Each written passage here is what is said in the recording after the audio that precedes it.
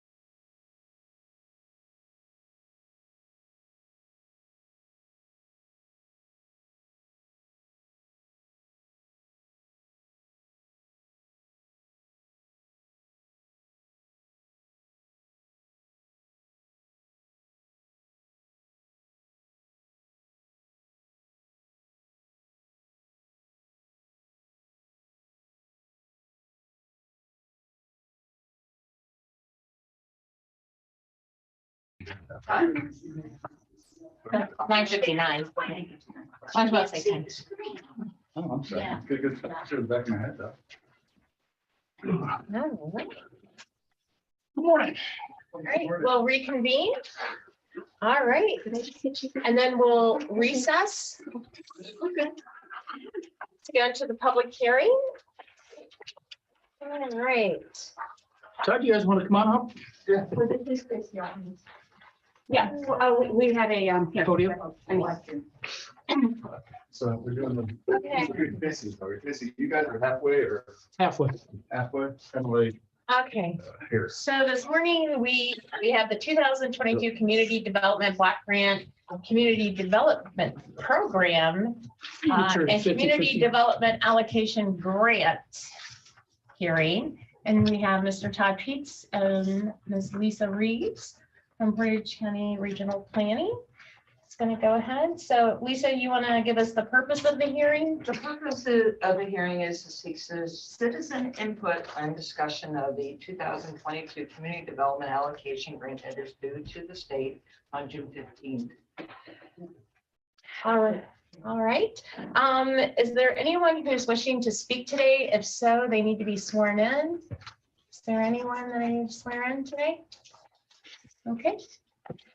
All right, Lisa, if you have discussion of the Community Development Allocation Grant application. The first activity within the grant is the what we're calling the volunteer park project in the amount of $125,000. The funds will be used to pave Volunteer Park Road in the city of Ravenna to the fields to increase activities, including tournaments to the Ravenna Hot Stove League fields, serve an area that is 58.37% LMI, for moderate income. The project will follow the standard city asphalt profile to pave Volunteer Park Road. The second project we have is the Coleman demolition project in the amount of $45,600. The property is located at 463, 465 South Chestnut Street in the city of Ravenna. Coleman said the cost of renovation would be in excess of $500,000. So they felt that the best, what made more sense was to basically demo the house. So the funds are going to be used to do an asbestos assessment, obviously demo and backfill the basement and remove all debris. The next project is the Freedom Schoolhouse ADA project in the amount of $53,900. The funds will be used to remove the barriers that exist for the elderly and handicapped individuals that prevent them from entering the historic one-room schoolhouse. The funds will be used for the installation of 2 handicap parking spaces, as well as constructing a structure on the side of the building for the purpose of parking. They're going to construct an access way that will lead to the front of the building to connect to the front staircase. The next project is the downtown Manor Revitalization Corporation ADA project in the amount of $173,500 will be used from the CDBG. $12,820 will be used from the Commissioner's revolving loan fund. $46,850 will be used and will be given by the Downtown Manor Revitalization Corporation. The funds are going to be used to remove the barriers that exist for the elderly and handicapped individuals to prevent them from entering the businesses located at 10676, 10678, and 10682 East Main Street. We're going to create a 8-foot wide walkway at store level. There's going to be some seating, some tables, along with the new railing that will be installed. They're going to construct 2 new ornamental lights, will be installed, which will in turn make it a safer environment for the pedestrians. $10,000 will be used for fair housing and is a requirement of the grant application. Fair housing services include landlord tenant information, discrimination, complaints, training, posters and brochures, which will be provided to residents in the county, excluding the city of Kent. Administration of the projects that were just described in the amount of $72,000. The city of Streetsboro is allocated $150,000 of the Portage County's commissioner's allocation, which can be used for 3 projects. Their 3 projects are being proposed as follows. $65,000 for the senior assistance program, where we will provide snow removal, yard mowing, leaf cleanup, and it will benefit the LMI elderly handicapped residents in the city of Streetsboro. Part of bus route, $25,000. The funds will be used to create a bus route with PARTA from the city of Ravenna to a central point in the city of Streetsboro to assist the unemployed LMI individuals who live within the city of Ravenna who may not have access to a card to get to multiple employment opportunities that are available in the city of Streetsboro. The last project is the Streetsboro demolition program in the amount of $37,500. The funds will be used for a citywide demo program in order to eliminate some of light where needed within the city. We are also requesting $22,500 from the city of Streetsboro for administration of their 3 projects. The total allocation grant that will be submitted to the state on the 15th of June is $630,000. Any questions? Yeah. Okay. All right, at this time, we'll take public comment. Again, if you want to make a public comment, I'll have to swear you in. If hearing none, I'll make a motion to adjourn the public hearing. Second. Roll call, Amy? Sabrina, Yes. Stacy, Yes. Ellen. Yes. All right, thank you. We'll go ahead and reconvene as the Board of Commissioners. Okay, thank you. Thank you, guys. Thank you. Okay. You want to see County Administrator. Kelly, Joe Can't come up. He's earlier? Okay, waiting on. so we'll go ahead. Well, then we'll recess because we're done Did we except do for. the journal entry for County Administrator? We need that line. Yes. Oh, that's Oh, right. okay. We did.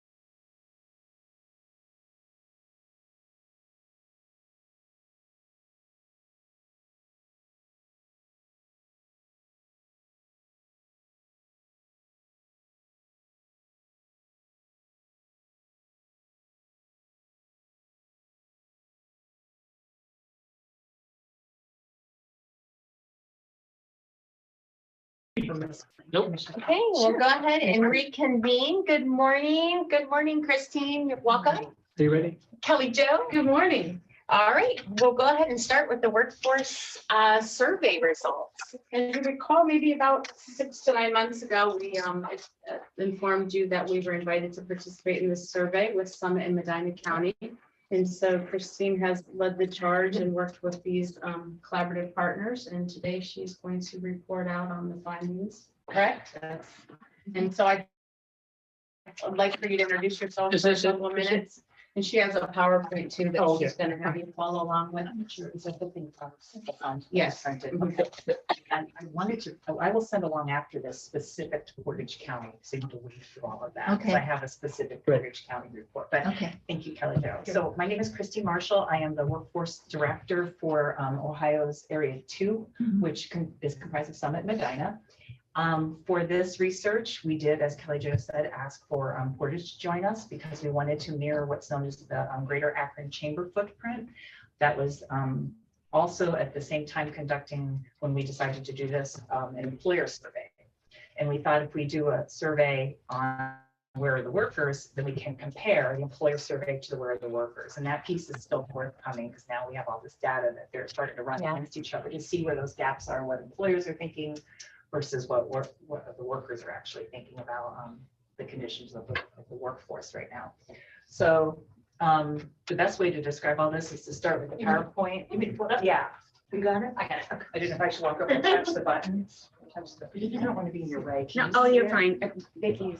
Can I say about this? Yeah. You're- Yeah, get on that side. More important. Are you? Okay, thank you. Oh.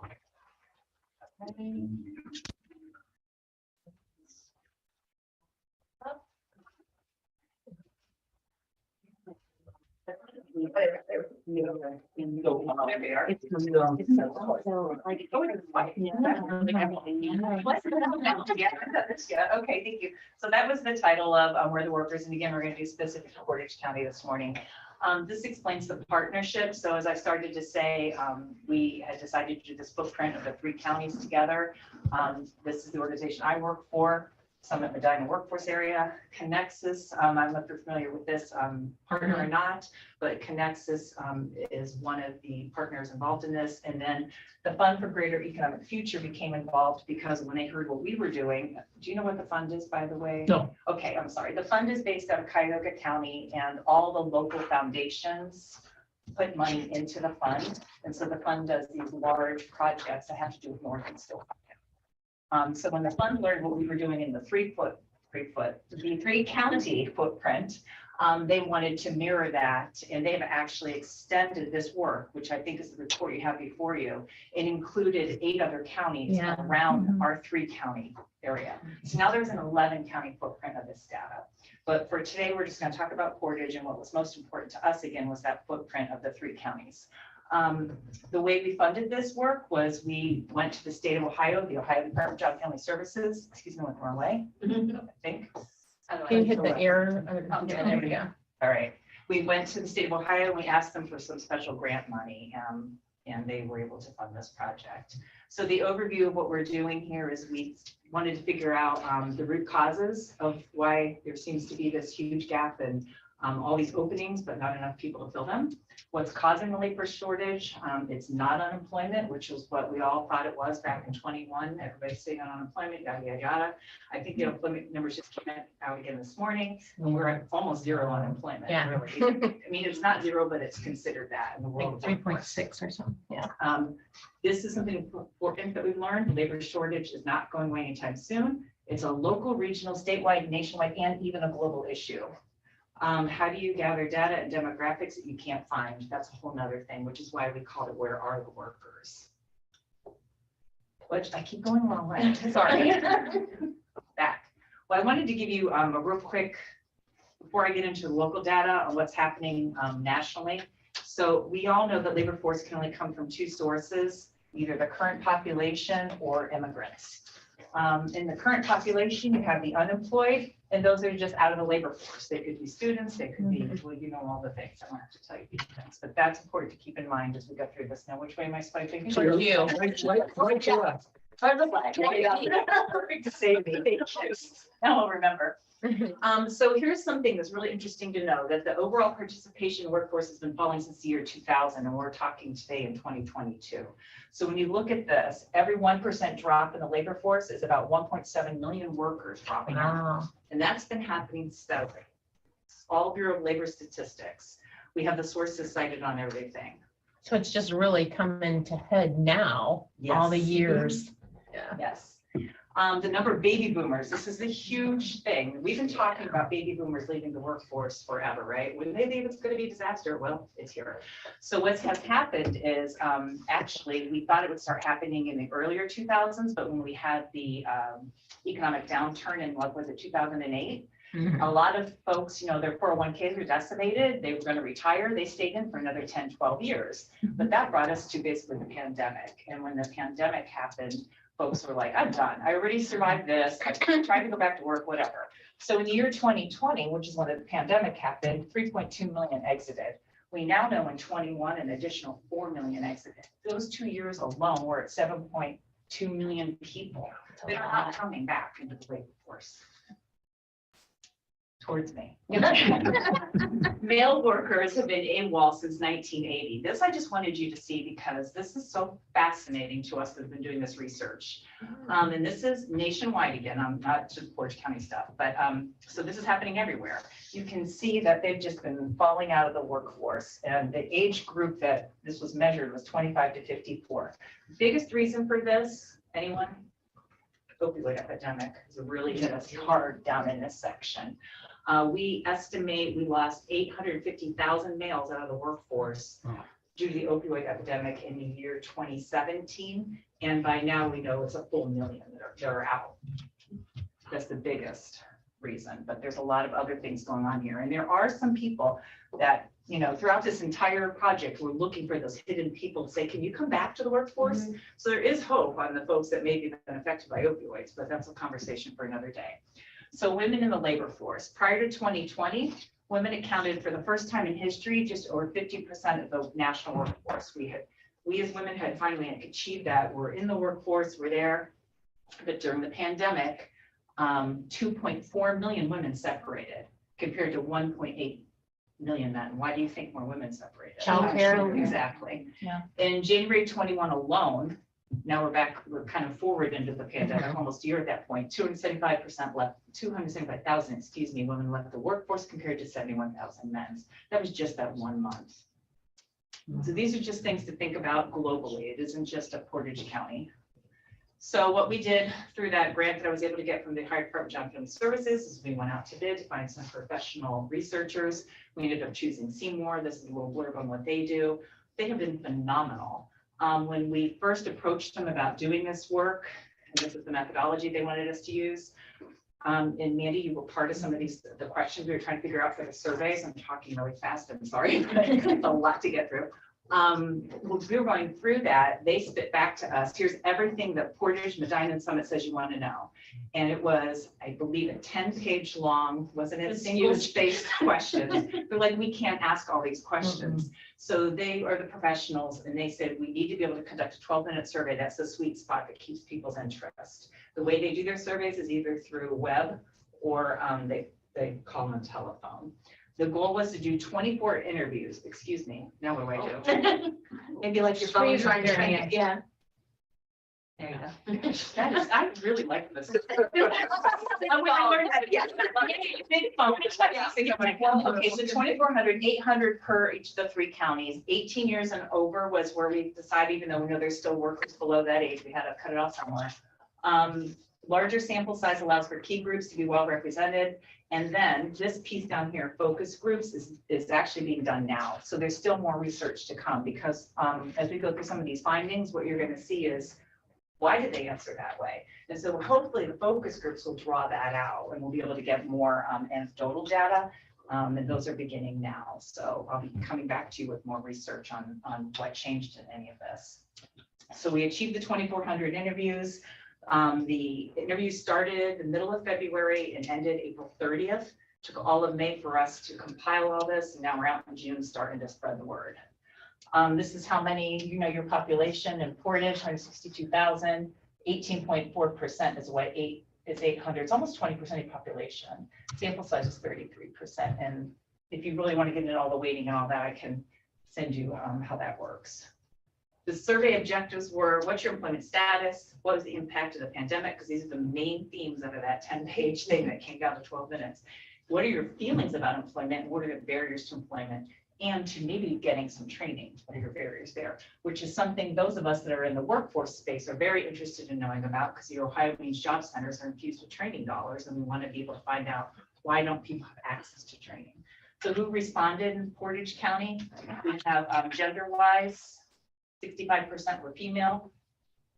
Did they have a child in the home? Because we can separate the data out different ways for those with children, those without. Education level, again, was important to us. So you have college grads at 36% answering, some college. Key thing, some college.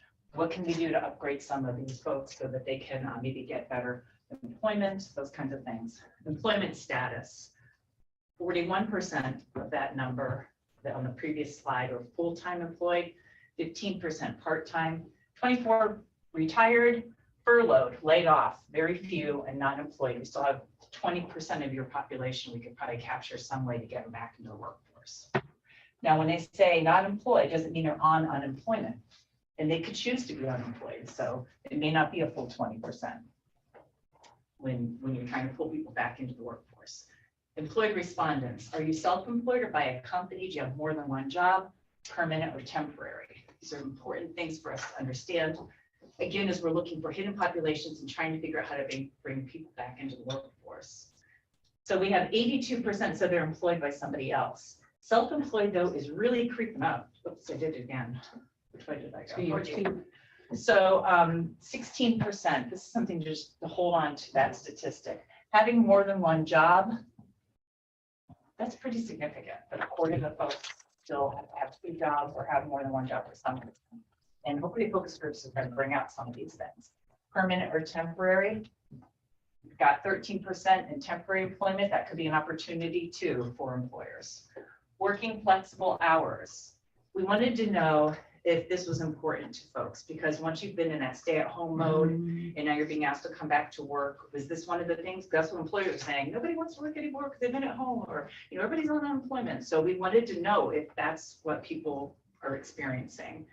And what's unique about this is 58% work flexible hours, and they've been at their job more than 10 years. So flexibility is a huge theme you're going to see throughout this entire presentation. Not employed or laid off, currently looking for work, looking for full or part-time. Currently, what is their outlook for finding a job? So you're pretty split on looking for work. So what does this mean? We already know a huge swath of who we surveyed is employed. So they're just looking for their next opportunity. So we've got a lot of job hopping right now going on. Looking for full or part-time. This is actually something we were not expecting to see. We weren't expecting to see the pie split to more people looking for part-time work.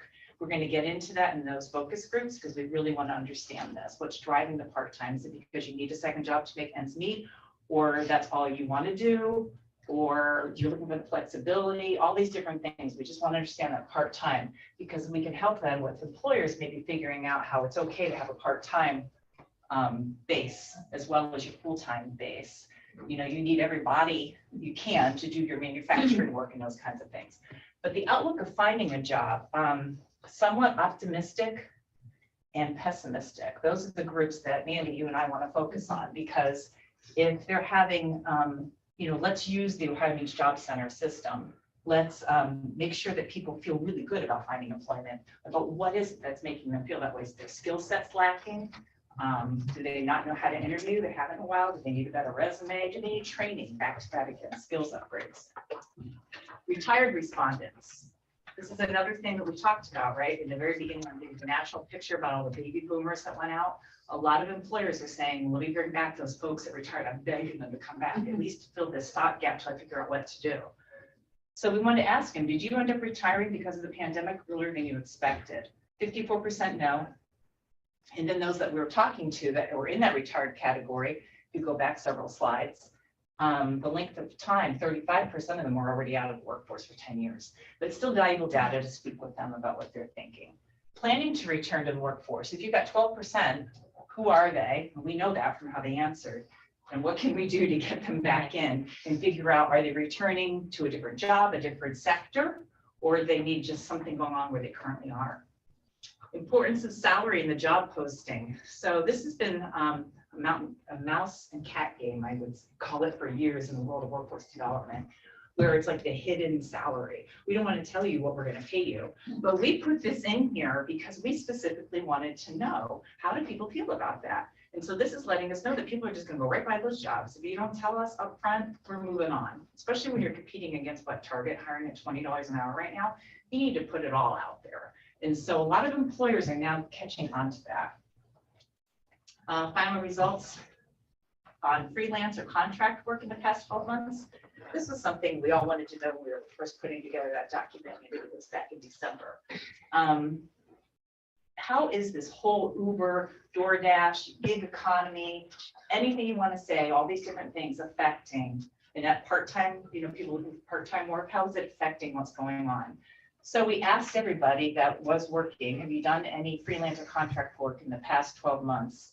79% said no, but 22% said yes. That's still a significant number, almost up to a quarter of them. And then we broke it down a little further, and we said of the 22%, was this your main job or a side job? So we're looking at all this data in different ways to figure out how people want to work right now. The impact of the pandemic. So did you experience, this is the exact question they were asked, did you experience any of the following? So they could be answering all of these since the COVID-19 began in early 2020. 32% started a new job, 28% were laid off. That could have just been a point in time and they're back in the workforce. Pay or reduced hours were cut, stay at home because of childcare. That ties back to that female exit from the workforce. Stay at home due to an older relative. If you put these two together, because you're caring for someone, it could be both actually. I'm currently doing that in my own household. You've got both sides of the spectrum. Starting a business or closed a business, but this is significant here. And it actually outpaces started a job as an impact from the pandemic. Christine, Yes. on the, because of childcare, I know you say it's mainly women, but do you have the breakdown? Because I know of two families where the male stayed home Yes. and the female continued to work with the children. We do have that data. I don't know it off the top of my head. Oh, but okay. We do have that. But I And, was just curious. yeah, make sure that, Joe, can you write that down? I want to make sure. Is that more because of pay, when husband and wife is paid more? Yes. So they continued. Make And those the other? decisions, yeah. Childcare is a whole thing that we have, could do a whole nother slideshow on. One of the biggest Yeah. things too with that industry right now, the reason people can't come back in is we don't have to make childcare slots because the pandemic changed like the ratios of childcare workers to how many Yeah. toddlers and babies could be in the room. Some places just closed down. They never came back up with the licensing and all those things because it was too much. They suffered. So we have less slots that way. And then we're not paying the childcare worker. Yeah. That is significant. I remember dropping off my 16-year-old son now when he was a baby and thinking, I'm leaving my baby in care of folks who were, I mean, no offense, they wanted to work with children, are wonderful people. They had all the, things you're supposed to have, but they're making $8 an hour and I'm driving, going, should I be working? I'm weighing those factors. Maybe I should be staying home, that kind of stuff. So these are things we've struggled with for a long time, but when we're coming out of the pandemic and you have the opportunity to go work for Target, I keep picking on Target, for $20 an hour, you're going to do that versus a childcare center that now maybe can pay $13 an hour.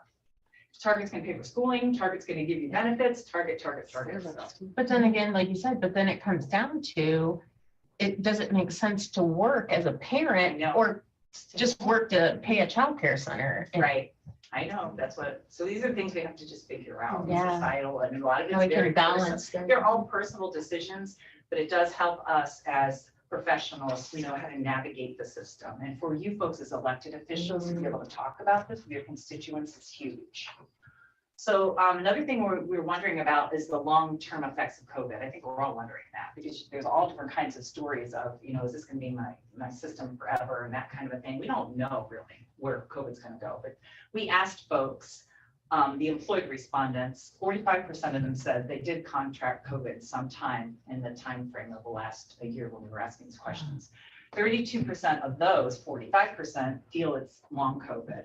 17% of that group with the long COVID does believe it has affected their ability to work. So there's another group that's out of the workforce, perhaps, or has to work differently. 67% of the long COVID still keeping them from, oops, what do I do now? Just press it. Just 22. Go number 22. No? There we go. It's trying to get to the bottom of it. You scroll up. You get the, Yeah. or we get don't know down. the effects yet is really what it means, but it's significant numbers. Actually, let me see if I can. I was trying to like screen it a little bit, yeah. I'm not sure what it's doing. I may have expanded it to the bar when I was pretending. Use your to solve. fingers. Yeah, like a phone. Yeah. Okay, you see, and I did that and it's Okay, too hold on, slow. hold on, let's actually let's try something different. Oh. Am I your first person to be like? You're only the second person to use it. Am I really the totally challenged They person? really haven't had this very long. No, and we're. I love it. I think This it's is always awesome. like a presentation you had, so let's see. But I'm that person that's always gonna let you go right. You know, I'm standing here going left. Well, especially No. when you're presenting too, yeah.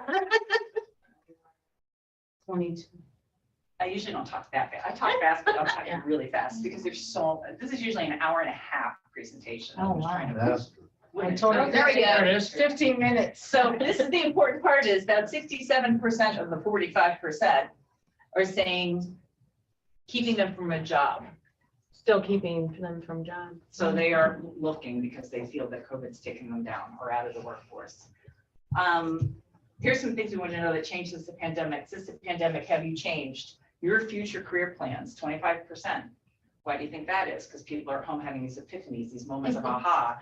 I'm, still doing my job, but I'm able to throw some laundry and I'm gonna stay at home. They want to work differently is what this is showing us. What's important about the job? I want the job to be meaningful is what we're going to find out, I think, in the focus groups.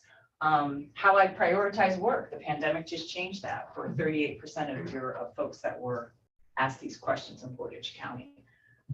This one we put in because this was something that our employers kept saying. You can see why they're grabbing onto the unemployment checks and then just the extra benefits. But here's what people actually said about it. The question was, how much did the extra benefits or other assistance impact your decision to stay out of the workforce longer or to be more selective about your job? And I'm going to take my time finding my job because I have these $300 PUA. whatever. Yeah. So 71% said not at all. That's significant. So again, when you're talking to employers and constituents, 19% said a little bit, it's 20% of the group that we surveyed. And then 10% said a lot. So it's not that many of your residents, those checks made that much of a difference. I'm sure they did at that moment in time, but not the long term to come back to. So that dispels the myth that everyone, you can't find workers because they're being paid to stay at home. You got it. Right. At least we believe it does. And we're going to ask more questions in the focus groups about those things. Mental health in the past 12 months. This is another theme. So we've got a theme of flexibility, theme of part-time work, theme of long-term COVID, but mental health starts to pop up a lot. In the past 12 months, have you done any of the following? Called in sick because of employee burnout.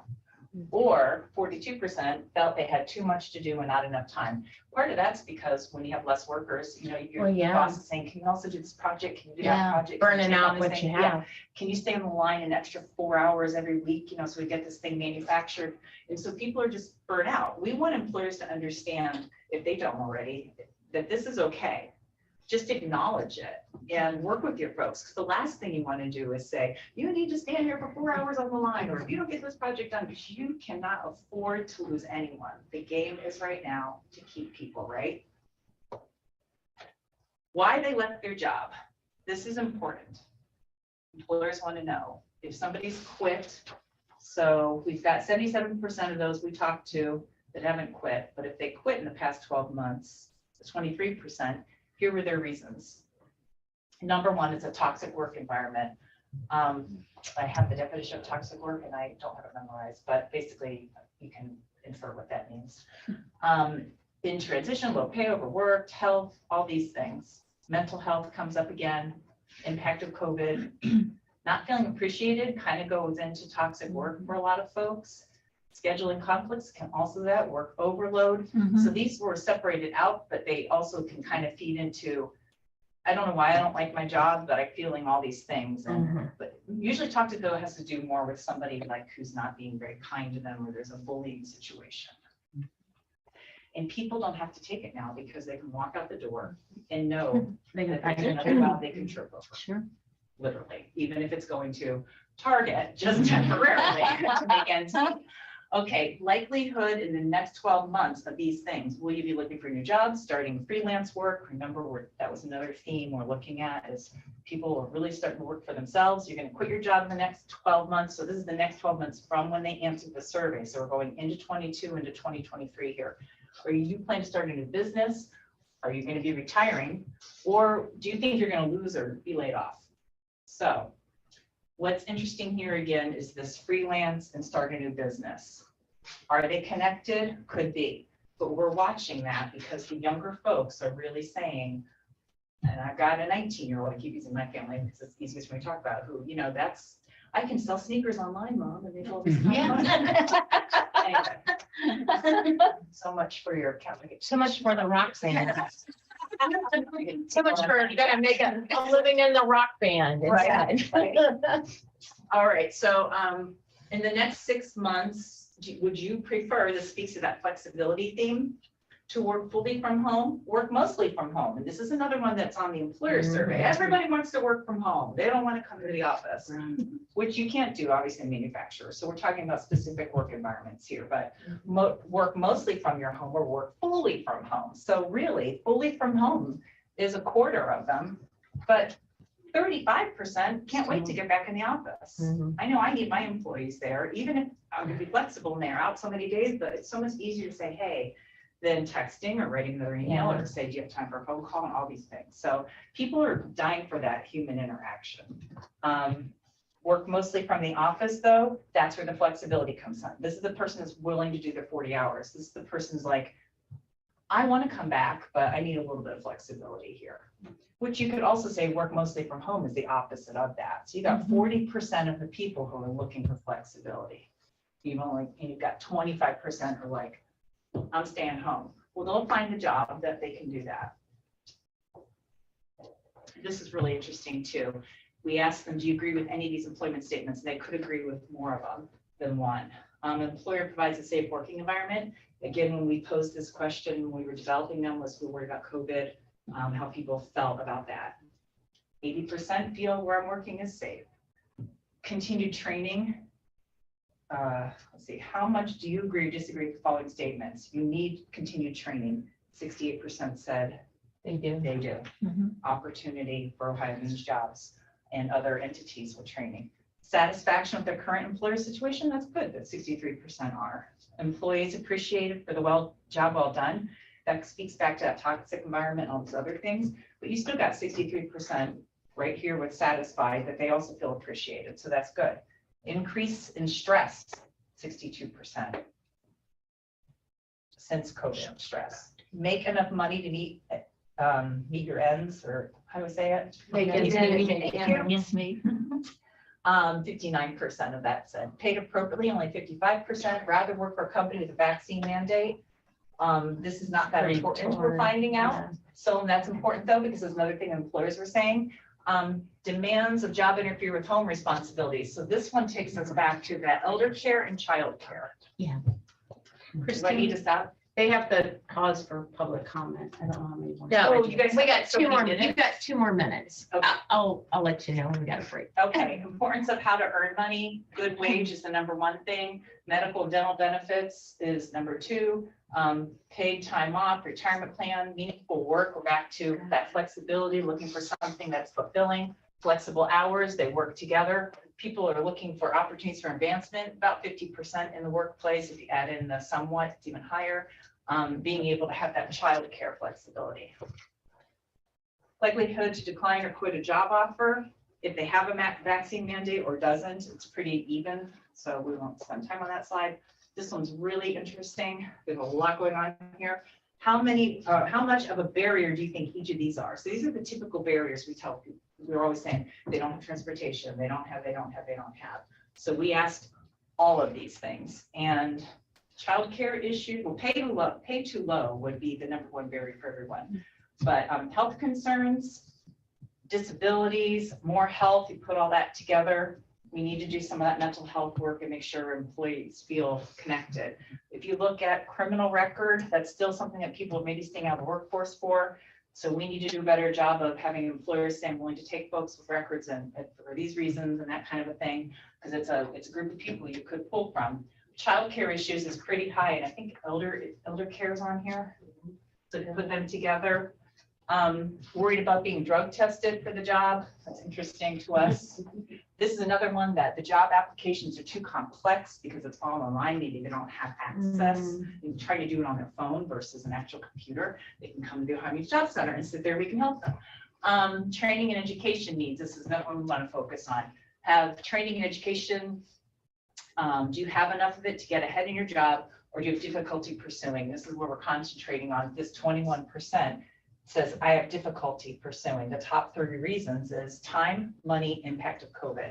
All right, Christine, we're gonna break. Okay. Do we have any public comment? Okay, go ahead. Okay, that's it. And the next one is likelihood of seeking additional education then, so it ties back to that within the next 3 years. We have a significant of folks that really would like to be either have another certificate on top of whatever they're doing, maybe change careers. So we need to go out and work with those folks and work with employers, because if we can bring training to the employer's workplace, it'll take care of that time, money, and all those other things that individuals feel like, I don't know where to begin, I don't have the ability to do this. But if we can get employers to allow training to come to their workplace, not just how to do that job, but those things that advance them to keep them incumbent and keep them interested, that's what we want to do. So this is the key themes from everything I just spoke about. Salary information is important. Freelance and contract work is a big part of the employment landscape today. COVID has had a significant impact, or so those with long-term COVID are saying. Vaccine mandates, I say it's pretty even. We're not going to talk about it anymore. High interest in job-related training and education. We're going to focus there. And that's me. All right, thanks. Sorry, I don't know if I took a breath in there, but You did good. Thank you. Yeah, absolutely. That's great. so I hope that was some interest to you. Yeah, this was really interesting. Yeah, and I'll I send was over the one going that's through. specific to Portage if you don't have that, and I'm going to make sure that I follow up with the question that you asked. And what was the other thing? Was this one that was provided in our packet? Is Yes. it just Yeah. specific to Portage? Brad sent that out to Brad, You already but did that? yeah, it's a compilation though. I think that's what she's gonna. We listed all the counties. That's all. Yeah, she's gonna break That's all. some. I have a specific Portage one already. Yeah. I know where it's- So this is all the counties, is what we got. Correct. Right. Yeah, so we need one just to Portage. And then, oh, I know, after the focus groups conducted, we'll make sure you have that information. So we'll expand on all of this. Okay. Down over Okay. here. So Thank you, Christine. that being said, Kelly Jo. Can I come into my next item? Yeah, your recruitment efforts. So Sue and Mandy's here too, but you have in your packet some of our new recruitment strategies or enhanced. We want to move forward in as far as changes in the interview process. And so what I'm proposing to you all today to support with JFS and County Human Resources, we would like to pilot open interviews this month. We know that sometimes with the process, it can be elongated just because of all the nuts and bolts of it. But sometimes when we go to make offers, people have already accepted positions elsewhere. So we'd like to try to streamline the open interview process where we collaborate with county HR and kind of move through the whole spectrum outside of having to do the background checks and drug screens. We would be able to make contingent job offers same day. So we have 14 positions in JFS, 7 social service workers and 7 eligibility specialists that we're desperate to get filled. And so we're hoping to draw people into one setting. But again, that would be contingent upon them getting. Absolutely, Okay. absolutely. Just streamlining the process, interviewing on the spot, preliminary paperwork on the spot, and then absolutely, we would do background checks, fingerprints there if we wanted to offer. but always contingent on the clearances coming back. So I was gonna say, how lean can we get with your, especially your department, Absolutely. when you're working with the most vulnerable?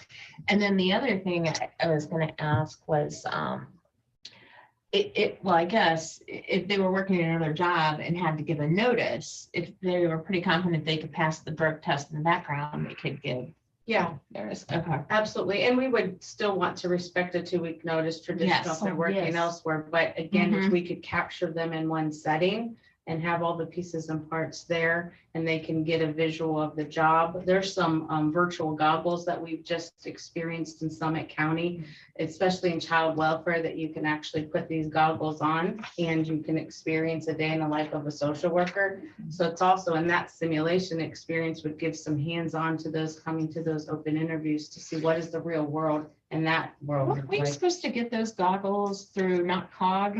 We bought a set of 5. They were like 5,000 a piece. Those were training goggles.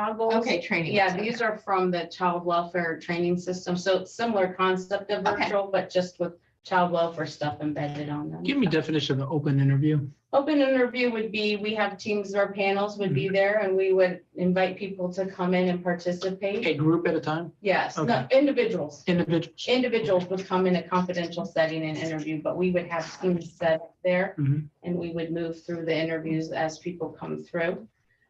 If we did decide people met the qualifications and we wanted to offer, then we would streamline them or connect them to county HR and do some paperwork. For others that might not meet the job opportunities, being that Ohio Means Jobs is the center we have it in, we could still link them up to opportunities through the resource center. Mhm. I mean, capturing them in that environment is a win-win, not just for our jobs, but them being in the resource center to connect to employment. So it's, if I'm understanding, I see that you have jobs open Mhm. and you have 3, 4, 5 people sitting there. I come in, I'm qualified. I believe I'm qualified. Are you checking to see if I'm qualified before I walk in the door? Yes, we would Okay. screen you and we would we have a press release that's coming through for you all to read. And so we would make the job descriptions and those things available out in the public before people come in. Okay. But we would still need to screen them before we start the interview. So then you do the interview Mhm. and I'm fantastic and you want to hire me Mhm. there before you do a background check on me or call my past employers? We would do all the paperwork. We ask for letters of recommendation. We'd still want to do reference checks, right? Before you offered me the job? We would do contingent. So Contingency. you passing a drug screen, you passing a child welfare background check, you having your references come out, but you're there, we captured you, and you acknowledge that, you know, these are the things we have to do. But if they say yes, and we say great, and everything works out, then we have that candidate already solidified. Versus if it doesn't, then we're sorry, the date that we proposed, we're not able to move forward because your background check didn't pass the Ohio Revised Code mandate. Yeah. I believe that. So I have a recommendation to follow up with that. My recommendation or thought process would be that on the spot, because I know you don't want to lose people, but we Right. could give a verbal, a written verbal that doesn't have a date of start until we have all the information in. But absolutely, we would want to help you as much as we could, but I just hesitate to give an actual official offer until we have done the information that we need to do. So I have a sample, if that would be helpful. Yeah, absolutely. Again, this would be something that we want to pilot because we're getting people to apply, but it's very sporadic. And And so, it's the length of time. Sometimes they is. find something else. and you want to try to also capture people in a group. So when you onboard and train, you're trying to do it in a group versus one comes in one week and then you start that training. If we could, that's how we used to do, was train in groups. Yeah. So if we could try this again as a pilot, it might not be successful, but I think it's worth the effort because of the demands that we're having. And if it works for the pilot, I think the Ohio Means Job Center could offer it as a resource to the other businesses we work with too. Is anybody else doing this or is this pilot meeting first place? Well, you'll see Giant Eagle. Advertisements, open interview. Well, that's why they're doing So that's why I wanted your definition of open interview. Open interview to me is, hey, come one, come all at 10 o'clock and we're going to sit down, we're going to talk about what we do for a living. And if you want to participate, that's an open interview to me. And you give that and then you have intermission, whoever would like to get up and walk out, walks out. Yeah. That's what I think is open interview. there. It's a little bit different. Yeah, it is a little bit different, but our panels, our teams would be all on site there and they would still have that ability to have that confidential one-on-one with the team, but. Do you want her to say interviews on the spot and versus That's open pretty much what it- interviews? Well, no, it go. depends on what you call it, open interview. I've done open interviews where I had 25 people show up and we give a half-hour presentation and 15 of them get up and leave at intermission time. Just a different. So that's, you're doing one Use person the at a term, time, open interview. Yes, yes, yes. HR, you got any thought process? I think it- So we have this form. That's okay. I had the same concerns as Michelle. I'm just afraid if we speed through the process, something will fall through the cracks. Mhm. In regards to a background check, employment reference checks, and so forth. And my concern was just Yeah. that. So your You're concern committed is to they doing could, that. they could Want to see actually, the you'd sample? still lose the person as I went to interview with Amy last week. Mhm. I came here to you and she's already started my process and then. Bring you on board. Yeah, and so we could still lose people. Yes, that are job hunting. yes, absolutely. But What you're we're saying. at least putting forth a little bit more effort in trying to streamline Right. versus, Wait until everything's Yeah. back before you offer the job. And by then they could have got a job somewhere else. This is sort of like trying, and not necessarily, there's no guarantees. Probably what, 3 or 4 times. Getting them to like commit. and be really creative on the front end. Like, again, we just went out to look at the goggles this week. If we use those in the Mhm. process, that gives a virtual experience in child welfare, meeting the team and being at the resource center and doing some creative things all in like an exciting kind of day. I think we're just trying to spin it differently. Okay, so my contingency is that everything you've asked for gets it. So how can you streamline the thing, my drug test, my reference checks? So you think I'm great and you haven't checked to see if I'm lousy. So how quickly do you get streamlined that? Because that's a component, it may take 2, 3, 4, 5 weeks. Not necessarily, like we have the fingerprint printing equipment, we own it ourselves. So it's an unplugged Okay. system that we take over to Wyoming Mhm. Jobs. So we can fingerprint on the spot. Then we would collaborate with human resources and they would coordinate the efforts to go out to get the drug screen through university system. So again, all those pieces and parts would be there on site if we felt we found the right candidate. We would still need a couple days to get back the results of the drug screen.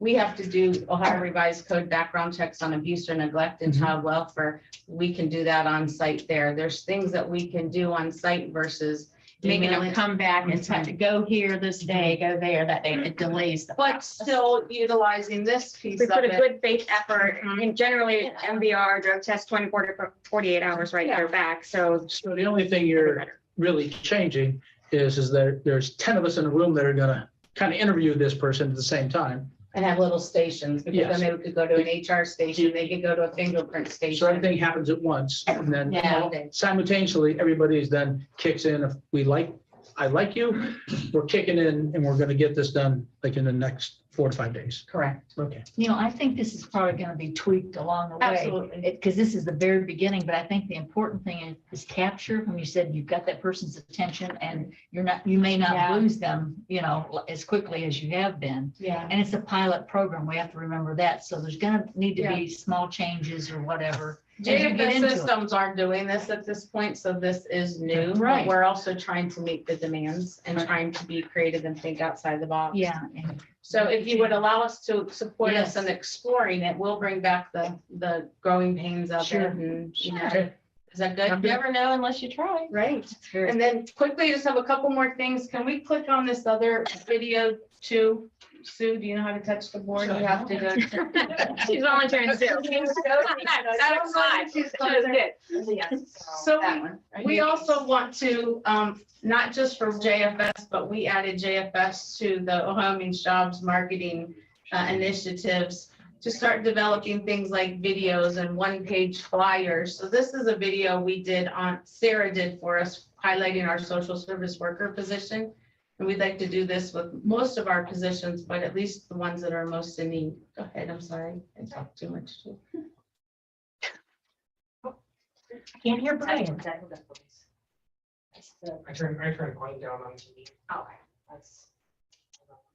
So while they're doing that, in tandem with the video, like we created a one-page flyer that we'd like to highlight our positions. It gives some of the perks. You see at the bottom, there's a link to videos. So using technology and social media more to advertise positions. A couple of the counties are actually doing TikTok videos. This is JFS There's agency. police departments doing Yeah. TikTok videos. So we would really like to think outside of the box and be creative and stay competitive with our counterparts because we're all competing for a lot of the same employees. So however we can draw them in, we're trying to do that.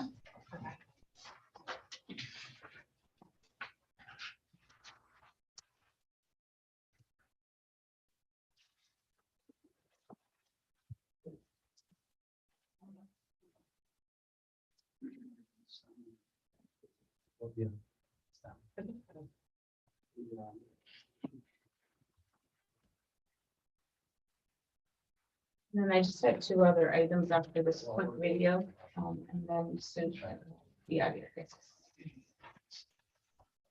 have heard that people prefer the virtual interviews. They have. Instead of driving out and meeting with people in person, they like to be interviewed over, what is that, Zoom or something, whatever? Flexibility, yeah. Right. Teams, Here at Portage County a lot about that. JFS, the social service worker But Brian, if you only knew that. There you go.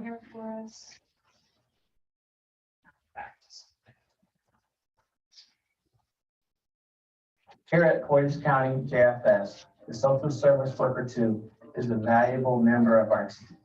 They help families by assisting social service worker 3s with a variety of job tasks, including supervised visitation, family search and engagement, transportation, and compiling and maintaining children's medical records.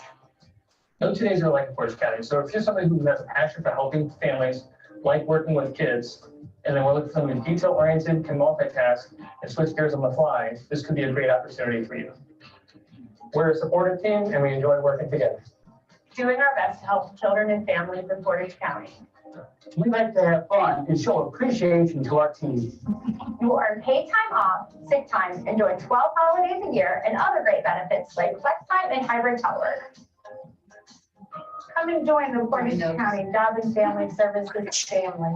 You can apply at our agency at portagecounty-oh.gov/JFS. Thank you. That was just a cute story, but we would like to highlight some of our stuff, use technology more if we could. And so those are some, like, there's additional ideas that we would hope to get, garner your support and collaboration with Yes. county HR and move forward. Can you sign my flyer? Can I have your? So moving on to my last item before the resolutions are retention discussions. The Ohio Department of Job and Family Services Director Dan Schroeder has been in discussions with the Public Children's Services trustees, and Portage is one of the trustees represented. There's a lot of creative talk on how we can move forward to retain social service workers. So I believe in the next few weeks, we might be hearing from the governor in that space, but they do promote counties being very creative in the space of child welfare. So more to come in that. And then our union has had concerns about our staffing levels, and we have a great relationship with them. And they have approached us and asked if we could come to the table to talk about some retention options, and that might consist of some financials. So I absolutely would ask your support in getting to the table with our union and talking about what that could look like. We are desperately wanting to keep the staff that we have. Sure. And unfortunately, we have saved a lot of money over the last few months because we've not made our staffing ratio. So we do have flexibility in funds, and we'd like to hear what they have to say, because we cannot afford to lose any more staff.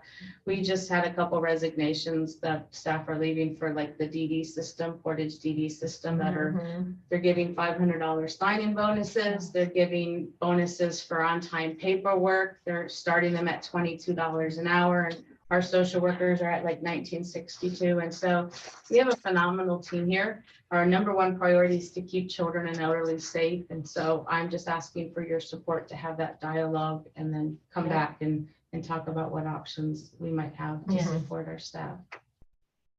Okay, Yes, sounds good. Thank you.